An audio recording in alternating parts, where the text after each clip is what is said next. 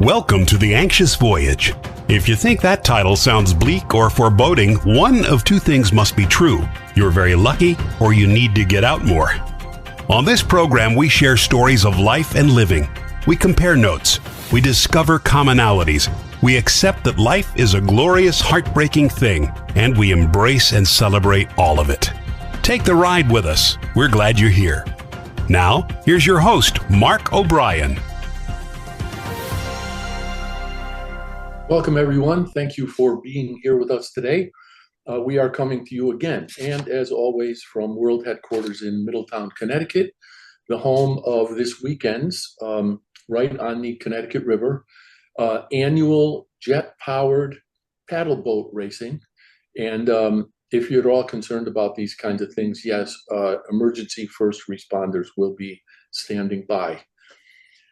I like to say that every one of these shows is special. Some of them are just more special than other ones.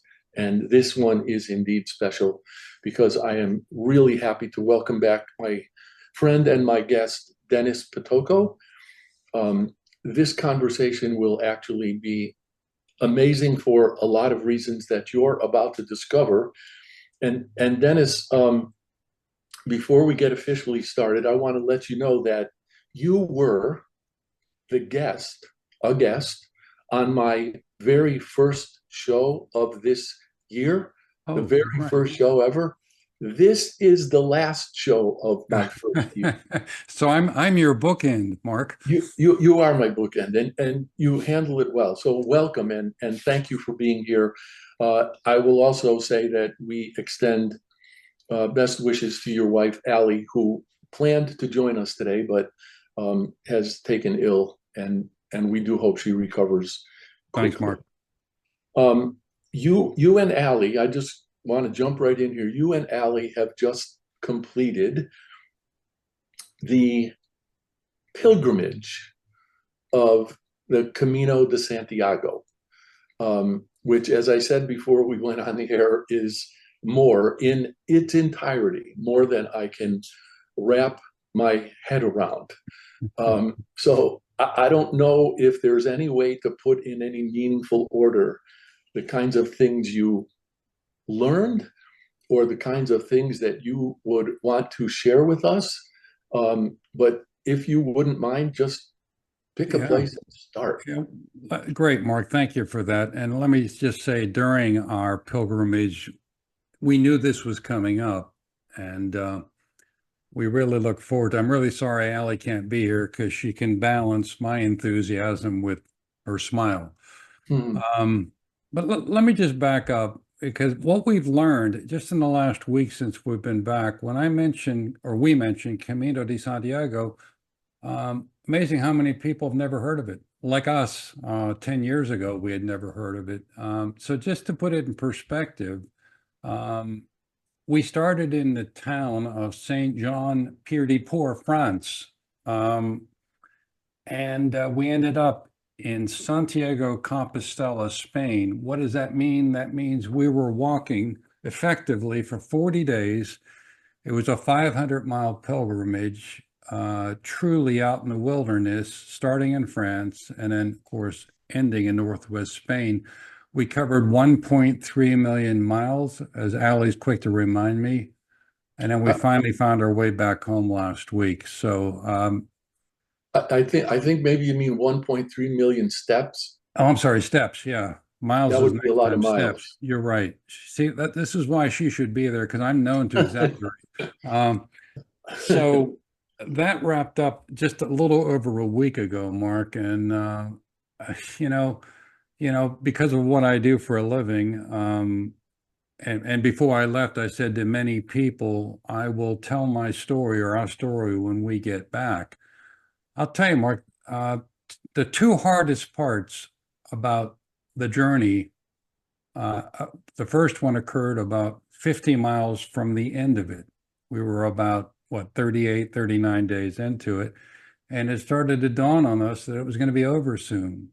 Now, when you hear the story of the literal uphill climb, the physical endurance, the mental fatigue, I mean, just all the things that wrap into that kind of a journey, because it certainly wasn't a walk in the park. People said, "You must be nuts, 50 miles to go and you want to keep going?" I said, "Yes." And so the second part, the second hardest part, and I didn't realize this until we got back, was trying to put it into words.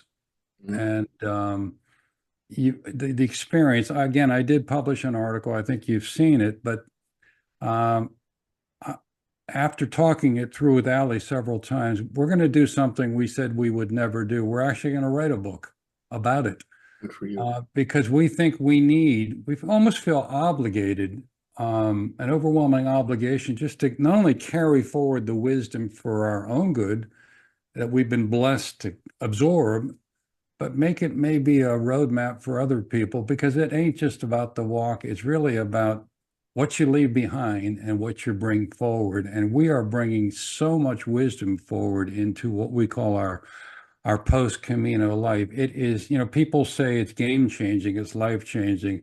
And I'm not one to exaggerate, but let me just say it's game changing. It is life changing. We are not the same people that took that first step on the trail back on May 19th. And little did we know how much it was going to change us. So, wow, it just a remarkable experience. And you're going to hear me use the word blessed a lot, because, who gets to check out of life for 2 months and go do a walk in the middle of nowhere? So we are blessed to be able to do, which again increases what we think is the obligation to spread some of that experience to people that will never have an opportunity to do it. And I'm particularly struck by the phrase life changing, because um, we can deliberately do different things now and then, change our routines, whatever, go to different places. But to be, and I really don't like the term disconnected, but Mm, to be disconnected for 40 plus days, to be on your feet, I'm guessing almost all day for 40 right, plus days, right. and to be in places on your feet that you've never been before, um, that is quite literally life changing. And I don't know if it's too soon yet to answer this question, but when when you say that you're not the same people who left, can you at this point can you even begin to discuss how and why you're different now? Um, wow. I can't answer the question entirely, because there were so many pieces of that journey that were a wake-up call for us in different ways. I can tell you, we came back with just an overwhelming strength of conviction when it comes to a number of things, simplifying our existence. Some of the things you hear out there or you read about, being present, you hear that stuff, but my goodness, when you get into that repetitive nature of walking for hours and hours and hours every day, you're almost in a meditative state. I think if you're a runner, Mark, you would call it that zone that people get into. So suddenly you're intensely aware of all your surroundings. You're finding peace by being just present in that moment. And let me back up. One of the best analogies, I think, is just imagine plopping yourself down in what I'll call a parallel universe for 6 weeks, and you're devoid of a world that feels rushed and materialistic and disconnected, using that word, and all the other darkness that might be out there these days. Take away all that noise and all that distraction and just replace it with what we started to refer to as the symphony of silence.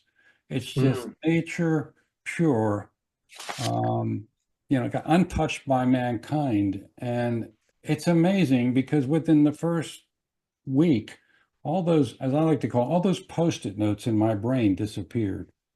I mean, you're stripping yourself bare and you're getting down to what I'll call your authentic self. And that's where you start to figure out, wait a minute, what am I going to leave behind? Because I have an opportunity here. I'm checked out for a couple of months here. So you start intentionally talking about things. And, Allie and I have lived together 24/7, and we work together for almost 20 years. And you think you know each other. as I've said to so many people, imagine you think you know your wife, you think you know your fiance, you think you know your partner, your family, whoever is your friends. Try walking 500 miles in the wilderness, because you start to experience every possible emotion, because of the terrain, because of the mental issues, because of things like grief, which I'll talk about in a little while, and all the pretense and all the imposter syndrome stuff is gone. So we're seeing pieces of ourselves, Mark, that as much as we know each other, we never drilled that deeper. And it was a test, for lack of a better term. And just as a side note, I got this up on my wall here. I started writing about a week into the trip at night when we stopped, and you're exhausted. But I started jotting down some notes, and Allie thought I was doing a journal, and I wasn't. I just felt compelled to start writing down one word every evening to say, this is what I felt about Allie that day. This is what I experienced. And at the end of it, I got this ripped piece of paper in front of me. It's got all the words. And at the end, on the very last day, on the very last dinner, if you will, I handed it to her and I said, that's what I've been up to. And talk about a tearful experience. Now, she knows I feel all those things, but when do you stop and say those things? And it was coming to the surface because there was nothing else cluttering my brain. And I said, I need to do this. So I'm way off on a tangent here, Mark, but wow. No, it's not a tangent, and I was going to say it's funny. It's not at all funny. When you first started on that particular thread of this conversation, the first word I wrote over here was clutter. Wow. So, I mean, it makes absolute sense. Wow. Given everything that you were compelled to think and feel and examine, is it still fair to say that actually was a process of simplifying? Oh boy. The words that come to mind when you say that are liberating, cleansing, again, getting rid of any, not that we wear masks, but everybody seems to have a persona. Well, that leaves you on the Camino, because the one thing you start to feel, regardless, and remember, we're talking, let me see, this year, an average of 2,000 people started the Camino every day on average this year. So we're not, as much as that sounds, oh, there's a giant crowd of people, we didn't see them, Mark, for hours. But when you do, you got this immediate sense of we're all in this together. And there are nationalities from around the world, just they are there for you. Talk about a sense of community and connection. It happens immediately because, you stop on the sidelines for a minute because maybe you want to adjust your shoes. The first thing you hear beyond the words Buen Camino, which means good journey from everybody, is, can I help you? Do you need anything? Because people just know, they get it. They know what you're up against. They know what you're experiencing because they're experiencing the same thing in different ways. So maybe that brings in connection, it brings in community, it brings in, you're opening the door and letting all this stuff in despite your discomfort. And you're letting go, I think you're letting go of control, things like that.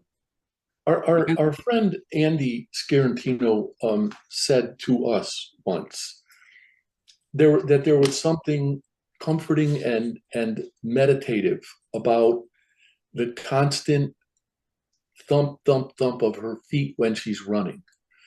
I haven't been a runner in a long time. I have never even considered the idea of walking 500 miles, but I've done 100-mile bike rides on consecutive days.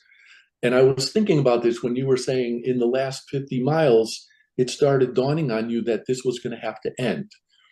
And I joke sometimes when people ask me, well, how do you ride 100 miles on a bike? I say, well, when you get to 99, don't stop. But there is something in recognizing that that meditative state and the physical discomfort is absolutely part of it. There's something about knowing that's going to come to an end, and it isn't just relief. There's some kind of sadness about it. And Mark, sorry for interrupting. You hit that word properly. Sadness is what was setting in those last 50 miles. And as much as we had to come back, and I hate to call it the real world, we just came back to whatever. It was difficult. How do you take all that and preserve it, if you will, in a world that there's a natural force field of resistance, it seems. But it also gave us, Mark, just another, I'm going to use the word overwhelming again, a determination to do more. And what do I mean by that? For over a decade, we've been, as you know, on a quest to rediscover humanity. And that continues, obviously. But we said it's time to shift or make more shift happen when it comes to sharing that humanity. Because it dawned on us, yeah, we may be walking this, and we always felt like we were up against climbing uphill in that quest these days to rediscover humanity. We've seen some glimmers of hope along the way, but we've also realized that some people, they need a roadmap. They need to know more. But what do you mean by that? How do we rediscover humanity? So we're shifting what we do to shared humanity. What does that mean? That means we got to do more. We got to walk our talk even more. And we're already talking about things that we can do to make that happen. Call it a manifesto, call it whatever you want. But we're not going to take any prisoners here. We're just going to do it. And, it's funny how I quite frequently equate the notion of pilgrimage with quest. And on the quest that you've established for yourself with 360 Nation and everything that entails, in your quest for rediscovering humanity, did the experience of the Camino suggest to you that maybe it's understanding better where to look? Yes, because it's there, Mark. But you got to add back to my opening comments. You really have to take away all that clutter. Let's use that word. And it starts to creep back in things like authenticity and, purpose and your intention and you got to let it in. And we think we have an obligation now back to writing a book or telling the story or doing what you and I are doing today to share more of it, because maybe the word disconnected doesn't work, but just take a couple of days and enjoy nature, turn off the phone, get away from people. I'm going to go off on another segue here, but Allie was laughing because as we got deeper into this walk, everybody makes the walk whatever they want it to be. So we can't control that. And people have different reasons. But as it got quieter and as we got up into those hills and among the vineyards, and we don't see a human being for hours, when you finally hear a human being or groups of them, and then maybe they're laughing and it started to irritate me. I said, I just want the symphony of silence. I don't want anybody interrupting my world. So what we started doing, as strange as it may sound, we would stop, let them pass us and get enough distance that the silence would come back. And that doesn't sound strange. And I was going to say, when I was talking about cycling, that there have been times when I've been so into that zone and even living with the discomfort that if someone comes alongside me and starts to talk, it's kind of, it's somewhere between irritating and shattering, because you're in that silence, which is so enlightening, and then bang, somebody just poof, pops you right out of it. Amen. That was the experience. So, anyhow, so we recognize those kind of things during the Camino, saying, look, this stuff is out there, the simplicity, the peace and quiet, the presence. We just have to bring it back. There's no rocket science, as you know, in humanity. We've lost our way, perhaps, And maybe Al and I feel an obligation because we're blessed enough to be able to do it to kind of help people with that compass. And we're going to do that. All right, I'm going to take this opportunity for our first commercial break, because there's something I want to share with you at the beginning of the next segment, and I absolutely want to hear what you have to say about grief. Okay. And I'm not going to be at all surprised if that grief connects with joy. So we will be back momentarily. Please stay with us. Everybody has a story.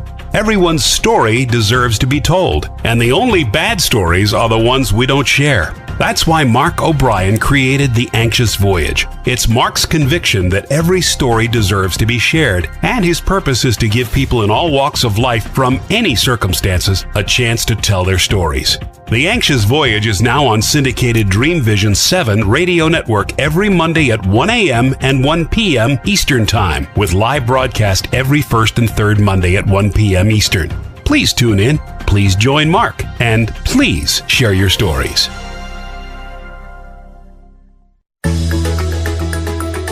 Ever wonder what it's like to have your own radio show? Well, wonder no longer, because you can dip into the radio airwaves by being host for the day on syndicated Dream Vision 7 radio network. It's a fabulous way to get your radio feet wet. It's an opportunity to market your business, modality, or book. Have a guest, mention a sponsor, and take callers. Or you may want to facilitate a lesson by going solo. It's up to you. Listeners can be online, mobile, in cars with Bluetooth, or listen through Amazon's Echo by asking, Alexa, play Dream Vision 7 Radio Network. For more details, go to dreamvision7radio.com and click on Host for the Day.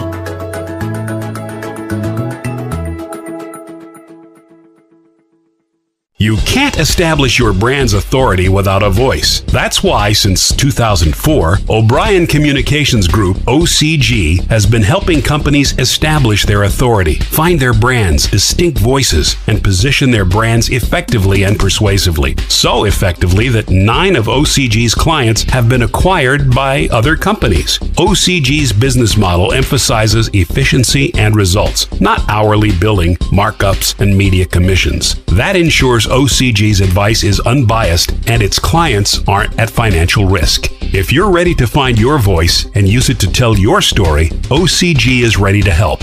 You can find O'Brien Communications Group on the web at o'briencg.com. That's OBRIENCG.com, or call 860-944-9022. Calling all authors. Have you been considering an audiobook? Well, look no further. Come take advantage of Dream Vision 7 Radio Network's unique in-house audiobook production, which includes benefits and bonuses from our radio station. Let our knowledgeable staff guide you to create the audiobook you've always dreamed of without breaking the bank. Check out our full one-stop service from A to Z, including the ACX process. Schedule a free consultation by calling 508-226-1723. That's 508-226-1723. Or go to dreamvision7radio.com. This is Dream Vision 7 Radio Network, uniting mankind with universal love. Our shows are created from the heart, bringing each listener to a place of divine enlightenment. Breathe, relax, and enjoy. Let life flow. Dennis, I think you're familiar, because I've probably shared it on other occasions, with a poem called The Invitation. But Yes, this is how it ends. It doesn't interest me where or what or with whom you've studied. I want to know what sustains you from the inside when all else falls away. I want to know if you can be alone with yourself, and if you truly like the company you keep in the empty moments. And Wow. you said something a few minutes ago about, well, it was related to authenticity, but about having the determination to sort of face yourself. And, Yes. and I hope this makes sense. So I'll just share it. A couple of weeks ago, I had the opportunity to go to a local Barnes & Noble for a book signing event. And one of the other authors who was there was a guy named Greg Dillon, who's a former police officer, FBI agent, and investigator for the Connecticut Chief State's Attorney's Office. He's written a book called The Thin Blue Lie. And it was about his recognition that in order to preserve his own integrity, he was going to have to become what we would now popularly call a whistleblower and report a bunch of stuff that was going on that was utterly inappropriate and illegal. He knew what it was likely to cost him, and he did it anyway. At least at the outset, I have to believe that the idea of taking on a 500-mile excursion on foot has to be daunting. Were there any thoughts like that? Were you at all aware of what, not only what you're going to gain from it, but what it might cost you? No. Well, not before we left. I can tell you we're about the hardest day when it comes to the physical. When I say hardest physical, there's also the mental side of this, which I can get into later. But the hardest day, believe it or not, is the very first day of the trip. You're literally starting in France and you're going up the Pyrenees Mountains. It's to the point, Mark, that because of the massively, quickly changing weather conditions, if you get to the bottom of that mountain, you're ready to go up, they may stop you and say it's closed. And we were so determined to time it, not that you can time it because you can't predict it. We wanted to be going up there. Now, having said that, we got about halfway up there because it was a day that they would let you through. And you know, I turned to Al, I said, what were we thinking? Because the physical side of it, now this is our first stretch. It's not like walking for 20 miles and kind of getting your legs as a walker. We're going uphill, and it's not a paved path. It is the side of a mountain that's made of shale. So you're experiencing all this stuff. You've got your poles, you've got some other people, and then you got the weather changing. Conditions go from rain to hail to beautiful sunshine. I mean, that's where we get into some of the grief on what happened on that trip. But we were certainly, I was scratching my head halfway up there saying, oh my God. And this is only, my goodness, we couldn't have been more than 5 miles into the trip with, 495 miles to go. So yes, that changed over time, but wow. And so is that what was it, those kinds of realizations that precipitated the grief? No, actually the grief was not prompted by that at all. The grief was prompted by, there's two things that happen on this trip that, people always say it's a wake-up call when somebody loses their life or somebody passes away and life is too short. Well, day one of our Camino, right behind us. Now, we just happened to be there. We get up early. We're probably one of the first ones going up the side of the Pyrenees Mountains. And, we made it through that day. The very next day, we were getting feedback from other travelers. You can go online and find it if you want when you get to your albergue, or people just telling you. The group that left after us the next morning, they literally, the local, I'm going to call them police. They're not called police over there. They shut down the climb. They said, you can go, but you can't go up like we did the day before. Some American decided he was better than that.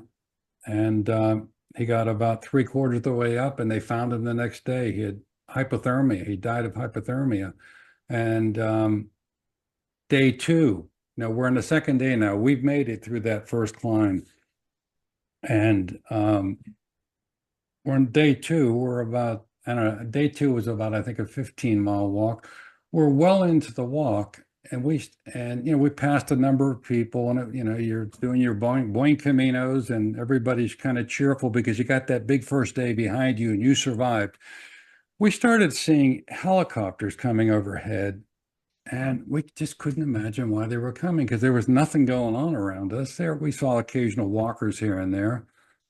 We finally get to the end that day and we get stopped at our, they call them albergues, which is kind of a cross between a hotel and just a place to stay, very fundamental.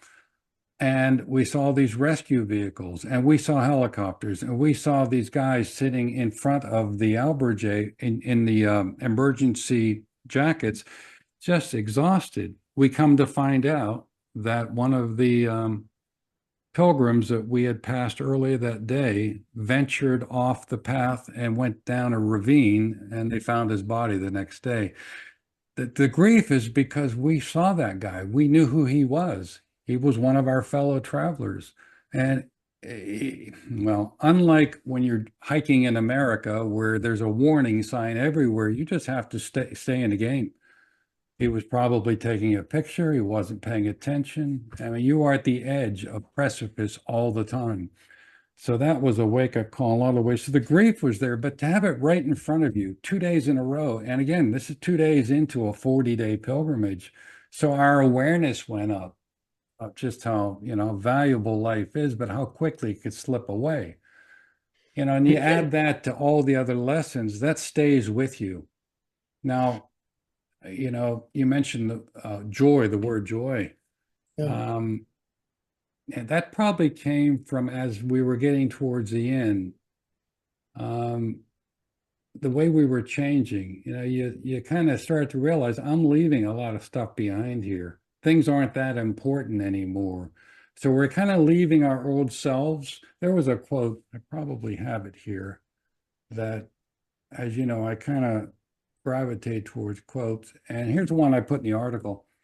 Maybe the journey isn't so much about becoming anything. Maybe it's about unbecoming everything that isn't really you, so you can be who you were meant to be in the first place. I don't know who wrote that, but boy, that just talked about our journey because we left so much behind, but it also got us focused on, all right, we're leaving that behind. What are we taking forward? What are we going to do about that? The other part of the joy, and this kind of contradicts the grief side of the trip, things we noticed. We're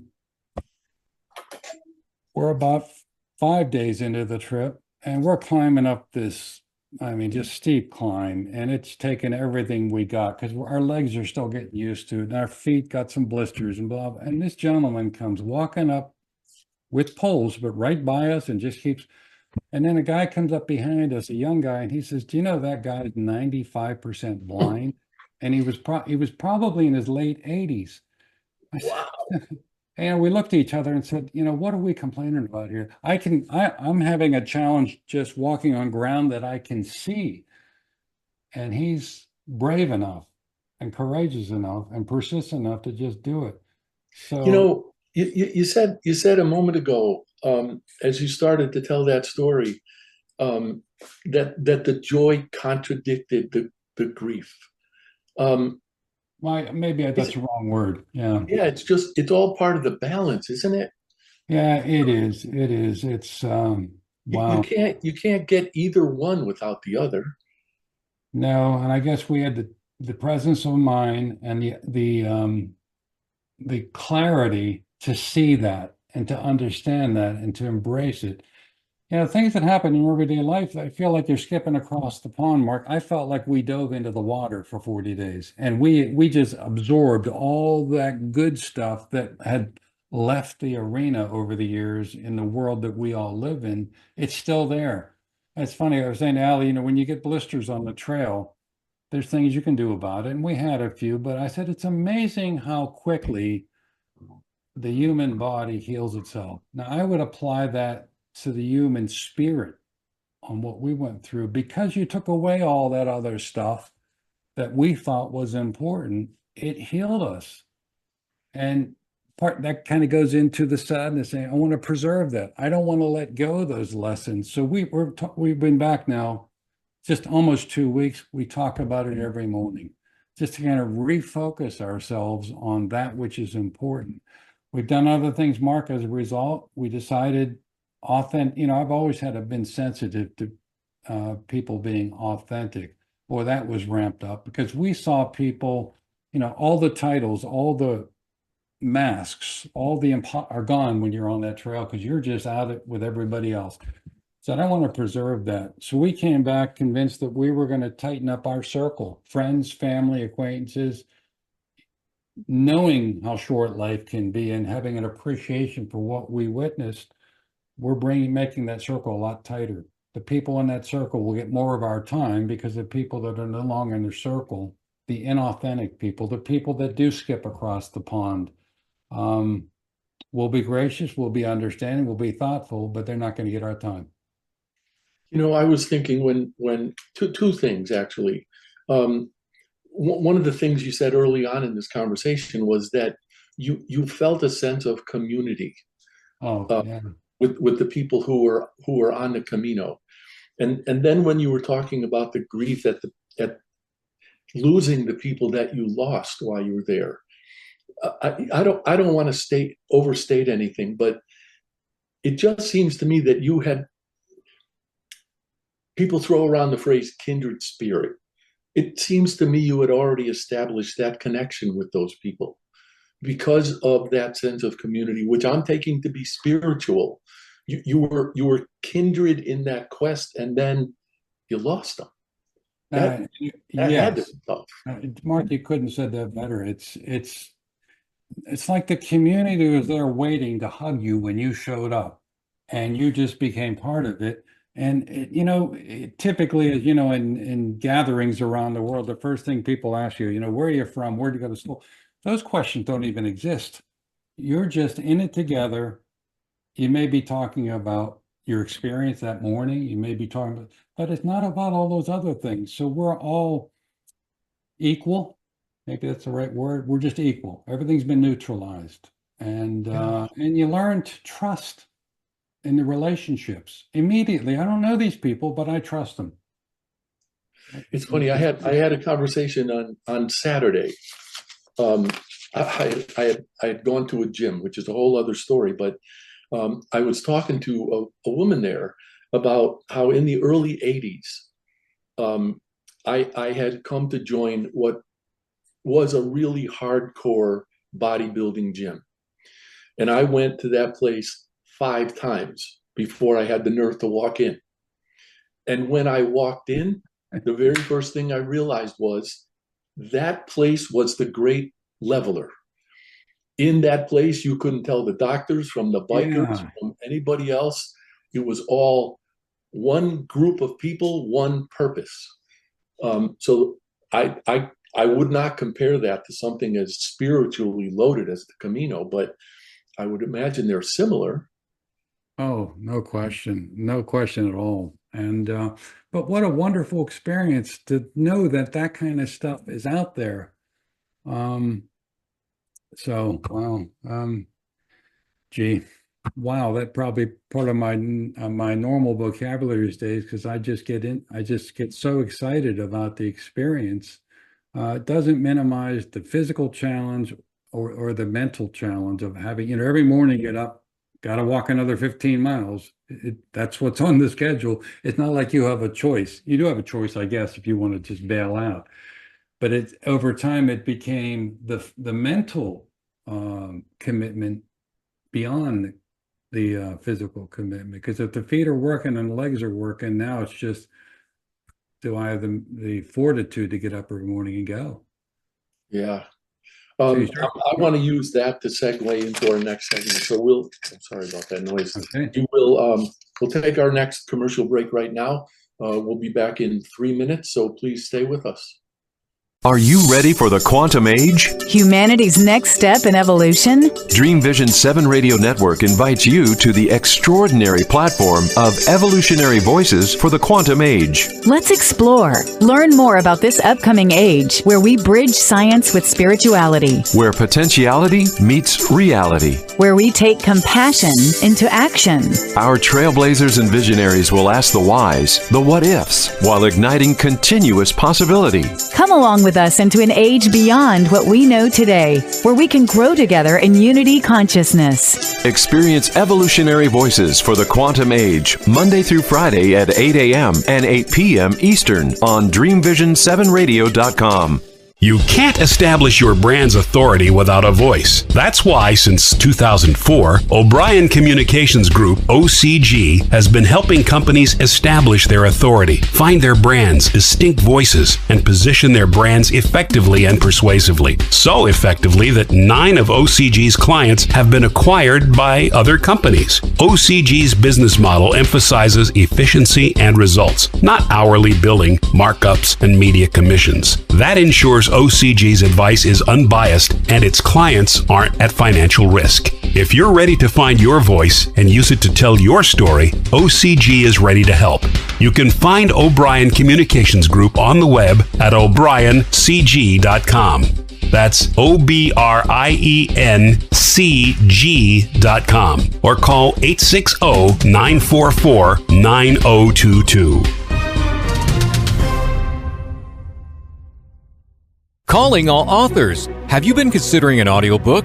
Well, look no further. Come take advantage of Dream Vision 7 Radio Network's unique in-house audiobook production, which includes benefits and bonuses from our radio station. Let our knowledgeable staff guide you to create the audiobook you've always dreamed of without breaking the bank. Check out our full one-stop service from A to Z, including the ACX process. Schedule a free consultation by calling 508-226-1723. That's 508-226-1723. Or go to DreamVision7Radio.com. Everybody has a story. Everyone's story deserves to be told, and the only bad stories are the ones we don't share. That's why Mark O'Brien created The Anxious Voyage. It's Mark's conviction that every story deserves to be shared, and his purpose is to give people in all walks of life from any circumstances a chance to tell their stories. The Anxious Voyage is now on syndicated Dream Vision 7 Radio Network every Monday at 1 a.m. and 1 p.m. Eastern Time, with live broadcast every first and third Monday at 1 p.m. Eastern. Please tune in, please join Mark, and please share your stories. This is Dream Vision 7 Radio Network, uniting mankind with universal love. Our shows are created from the heart, bringing each listener to a place of divine enlightenment. Breathe, relax, and enjoy. Let life flow. Are you ready for the quantum age? Humanity's next step in evolution? Dream Vision 7 Radio Network invites you to the extraordinary platform of evolutionary voices for the quantum age. Let's explore. Learn more about this upcoming age, where we bridge science with spirituality. Where potentiality meets reality. Where we take compassion into action. Our trailblazers and visionaries will ask the whys, the what-ifs, while igniting continuous possibility. Come along with us into an age beyond what we know today, where we can grow together in unity consciousness. Experience evolutionary voices for the quantum age, Monday through Friday at 8 a.m. and 8 p.m. Eastern on DreamVision7Radio.com. You can't establish your brand's authority without a voice. That's why, since 2004, O'Brien Communications Group, OCG, has been helping companies establish their authority, find their brands, distinct voices, and position their brands effectively and persuasively. So effectively that 9 of OCG's clients have been acquired by other companies. OCG's business model emphasizes efficiency and results, not hourly billing, markups, and media commissions. That ensures OCG's advice is unbiased and its clients aren't at financial risk. If you're ready to find your voice and use it to tell your story, OCG is ready to help. You can find O'Brien Communications Group on the web at o'briencg.com.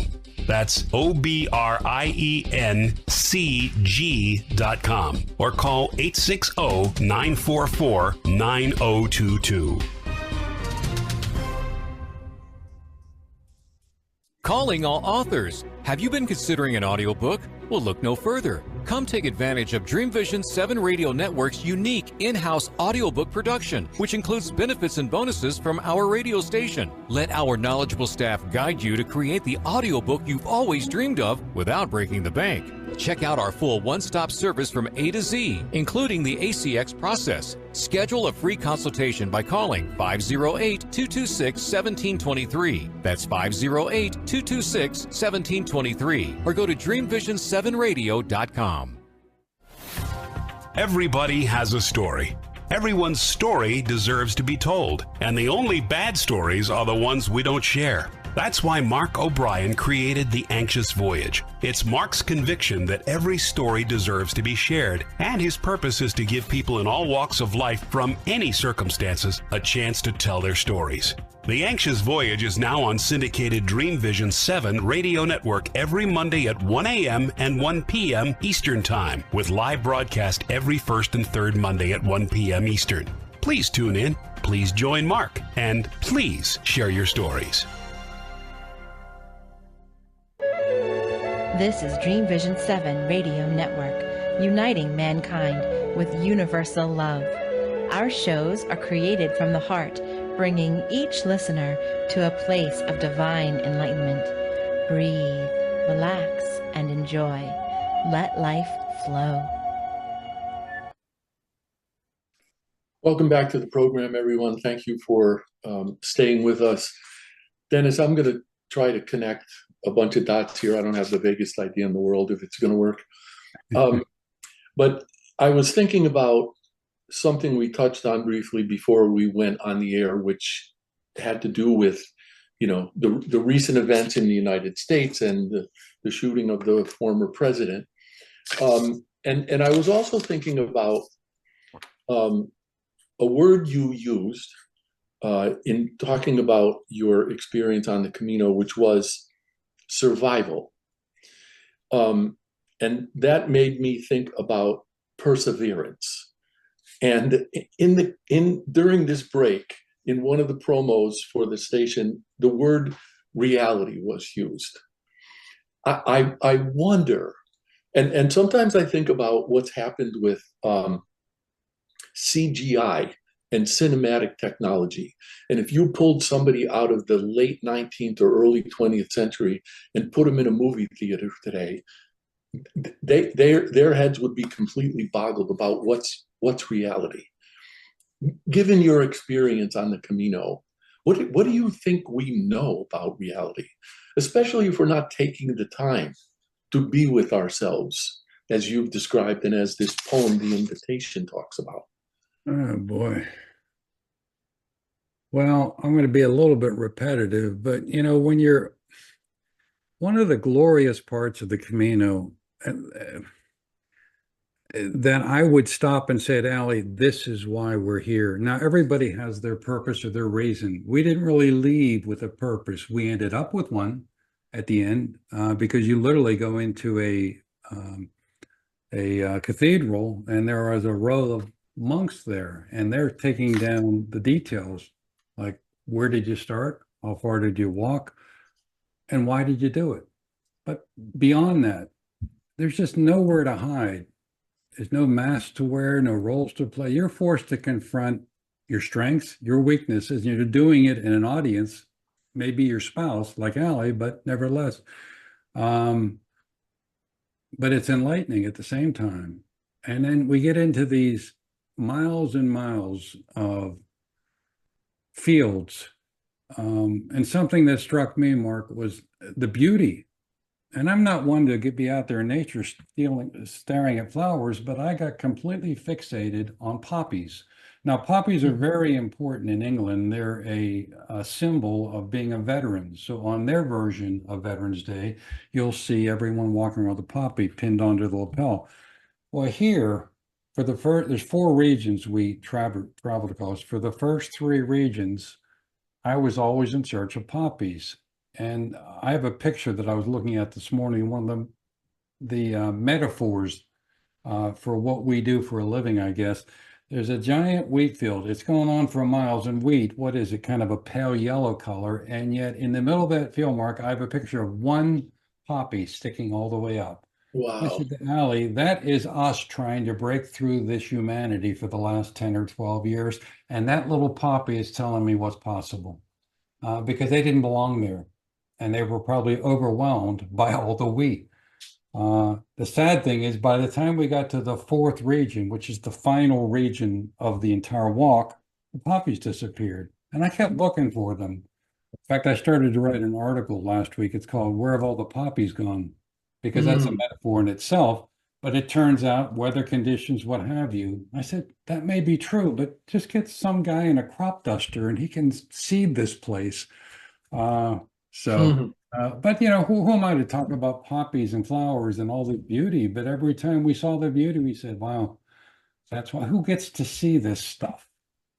You know what? That makes me think about environmental conditions, and I mean that in a metaphorical sense. Mhm. Um, I once had a difficult encounter with the CEO of a company who had tried to flip this thing on its head, and it failed miserably, and he started firing people. And I said to him, look, if you took a handful of seeds and dropped them in sand and nothing happened, would you blame the seeds? That's exactly what's going on here. You haven't created the right environment. That Yeah. didn't make him happy, by the way.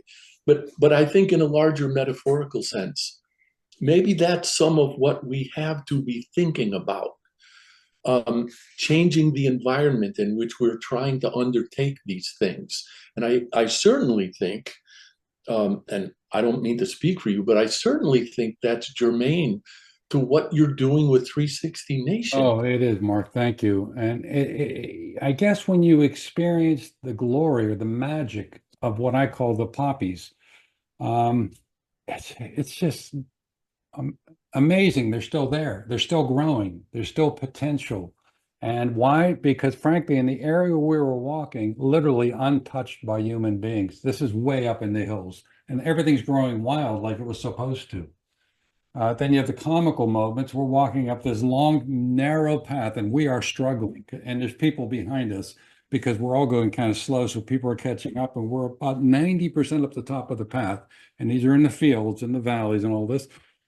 Coming down the path, and I'm the first guy in line, is a bull, literally with horns. And then behind him is another bull. And it turned, we had to literally all kind of shift off to the path and find a way into the bush because 12 bulls were coming by in a row. Mark, there was nobody guiding them. There was nobody with anything behind them. There was no cars. They just walked by, but you weren't going to argue with them. No, no, no, no. But stuff like Wow. that. And where do you see that? And that's the No. way it's supposed to be. They knew where they were going. They knew how to get there. They didn't need a GPS system. They didn't need a road map. They were doing what bulls do. They were going home, I guess. Wow, this is going to seem like an absurd connection, but Ann and I have been spending more time than we used to in the sunroom on the back of our house. And there's a nature preserve out here. And we have a family of rabbits that lives under the deck. We have at least two woodchucks that live in it used to be a shed, and it just got plowed down. We have deer. We have chipmunks running all over the place, but that occurs to me all the time. They know exactly what they're doing. And, sometimes I imagine, the animals sort of getting together and talking to each other and pointing in the window of the sunroom and saying, those two, they have no idea what they're doing. It's incredible how that works. And I think you're on mute, Dennis. I don't know what happened. But I don't think we have the chance to appreciate those other sensibilities or the sensibilities that other animals have. You're right, Mark, but you got to make the time for it and find the opportunity. You don't have to go to the Camino. You can go to the nature preserve near you and take it in and get comfortable. As we know, many people are not get comfortable in that symphony of silence and see what happens. Yeah. I usually like to leave time at the end of the show, and we have a few minutes left for people to talk about how they can be found and whatever. But in this case, because of the work that 360 Nation does, all of the various entities that it comprises. I would like to give you a few minutes to talk about that, because I don't believe that I've made my audience as aware of that as I would like to. So since you're here, and this is, the last show of my contact year, next month we'll start it all over again. Would you please share 360 Nation, how it came about, and what I'm still thinking about the fact that you said you didn't discover your purpose on the Camino until the end, which seems backwards, but I believe you. So if you could just describe the purpose of 360 Nation, of course, and maybe how it's changed. Yes, I'll be glad. Thanks for that question, Mark, because as you know, we don't really promote ourselves. We just let things happen and people find us. I think we have to be better at that. When I talk about shifting from rediscovering humanity to sharing humanity, we have to be more intentional now and don't presume that people know what we're talking about, particularly coming off the Camino, because you have to experience it. 360 Nation came about 12 years ago. Allie and I, through our business lives, were very blessed with enough success that we settled down here in Florida and were blessed enough that we could choose how we wanted to spend our time.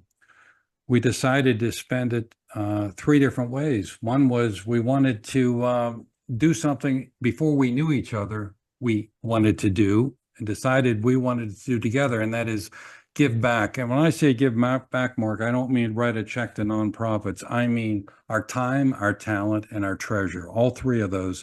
Roll up our sleeves and take all those skills we think we learned in business and get into the trenches with nonprofits. And I'm happy to say we did that. I'll come back around to that in just a minute.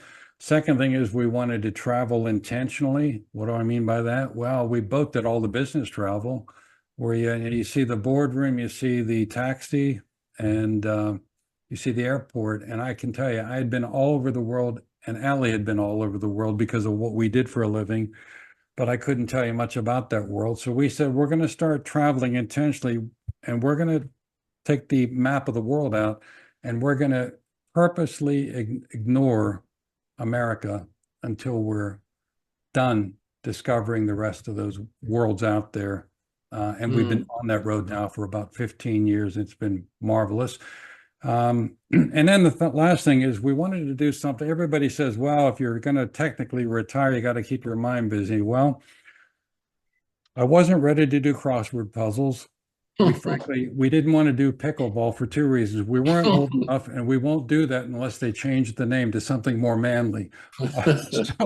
So we said, I'm going to start a website. And I remember sitting at Allie's sister's dining room table about 13 years ago in Southampton, England. And I came out with that. I'm going to build a website. And they both looked at me and said, you're not a technical guy. You don't do that kind of stuff. I said, precisely. And then that became the theory of what if we did a website, number one, without a technical guy, so they don't just deliver you a website in a box that looks like everybody else's, but we built it based on two different things. Number one, putting our writers first, letting them drive the bus versus us, and number two, do it for good, not for profit.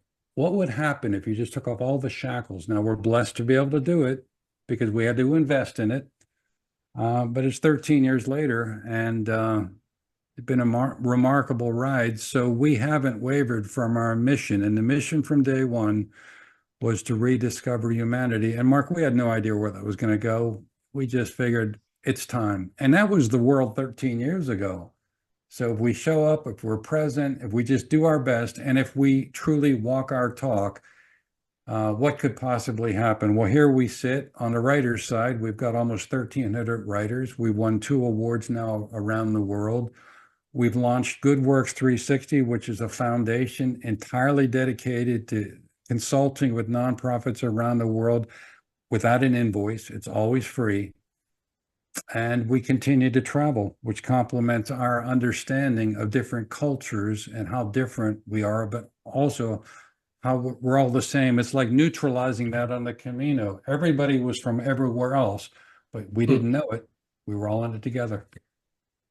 Yeah, it's better understanding the world you serve, and for my own perspective, I just want to re-emphasize the writing and publishing part of the work you do, because I can't remember how many years you've been publishing my lunacy, 4 or 5 anyway, and I still tell people I'll never forget my first reaction, which was, "What? He's not going to edit that?" So you are giving people, literally people all over the world, opportunities they otherwise wouldn't have, and especially as it pertains to writing, because it's just so close to my heart. I very much appreciate that, certainly for everything you've done for me, but for what you continue to do for other people as well. It's unbelievable. Well, thanks, Mark. Thanks, Mark. I thank you. I thank you for being on the show with me today. This was wow, more than I expected. And you and I have we've bantered, I should say, bandied the word love around before, and said to each other, well, why don't we just tell each other that we love each other? So I'm going to tell you I love you, my friend. Well, thank you. I love you back, my friend. And I'm so grateful. And please do give best wishes from all of us to your wife, Allie, for her recovery. And for all of you who were good enough to join us today, thank you as well. I will be back with the first show in August and send some announcements out ahead of that. Thank you. Have a good day. Thank you for tuning into The Anxious Voyage, the program dedicated to sharing stories, helping people, and celebrating life. You can see and listen to The Anxious Voyage on syndicated Dream Vision 7 radio network every Monday at 1 a.m. and 1 p.m. Eastern Time, with live broadcast every first and third Monday at 1 p.m. Eastern. If you have a story to tell, or if you know someone who does, please email the host, Mark O'Brien, at mark@o'briencg.com. In the meantime, please remember, the only bad stories are the ones we don't share.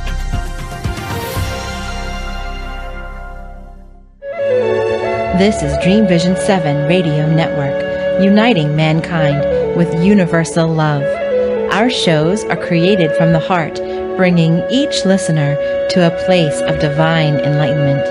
Breathe, relax, and enjoy. Let life flow.